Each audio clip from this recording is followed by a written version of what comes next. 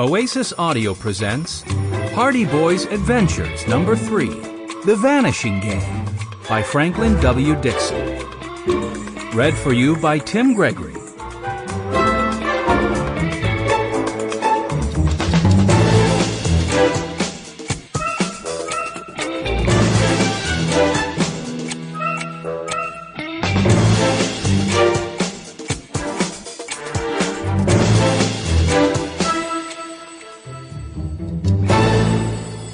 Chapter 1, G-Forced.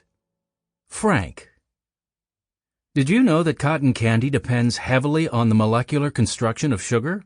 I asked brightly, grabbing a hunk of my brother Joe's fluffy pink confection and popping it into my mouth. The cotton candy machine uses centrifugal force to spin hot sugar so quickly and cool it so rapidly, the sugar doesn't have time to recrystallize. My date, or so I'd been told, because she didn't seem super attached to me, Penelope Chung, rolled her eyes. "That's fascinating, Frank," she said, shooting a glare at her best friend Daisy Rodriguez, who was Joe's date and the glue barely holding our foursome together. "Please tell me more about molecules, or force times acceleration, or the atomic properties of fun."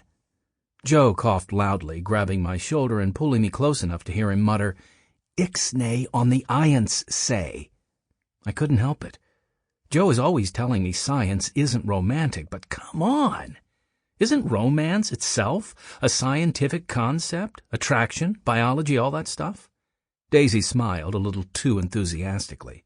"Shall we head over to the G-Force?" she asked, looking hopefully from Penelope and me to Joe. "My dad said the first ride would be at 8 o'clock, and it's just about quarter of." "Yes!" Penelope cried before Joe or I could respond, grabbing Daisy's arm and pulling her ahead of us toward Funspot's new ride, G-Force. Penelope leaned close to Daisy's ear, and while I couldn't hear what she was saying, her tone did not sound warm. Joe met my eye and sighed. "I don't think she likes me," I told him. Joe just shook his head and patted my back. "I think your powers of detection are dead on true." We started walking. "Sorry," I said. "I know you're really into Daisy." Joe nodded. "It's okay, man," he said, holding out his cotton candy for me to take another hunk. "I just don't think you're Penelope's type." I nodded. "But it's pretty cool that we get to be some of the first people to check out G-Force, right?"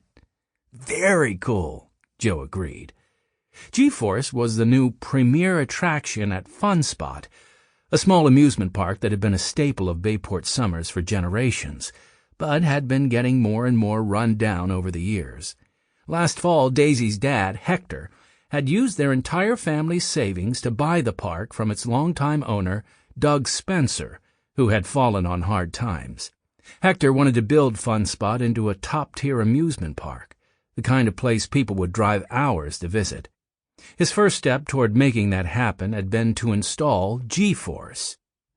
The ride was a new creation of Greg and Derek Piperato, better known as the Piperato Brothers, the hip new architects of premier amusement rides all over the world.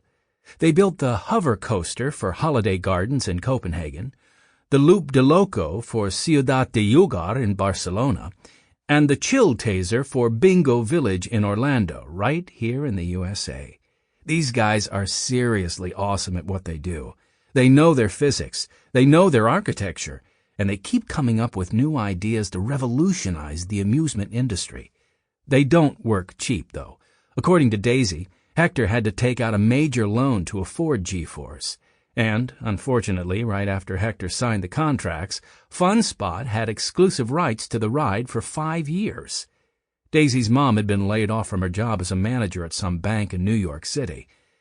If Daisy and her family had hoped Funspot would be successful before, now their whole future was riding on the park's success. "Wow!" Joe breathed as we turned a corner. And there it was. G-Force. For weeks, Hector had paid for advertisement. Sample complete. Ready to continue?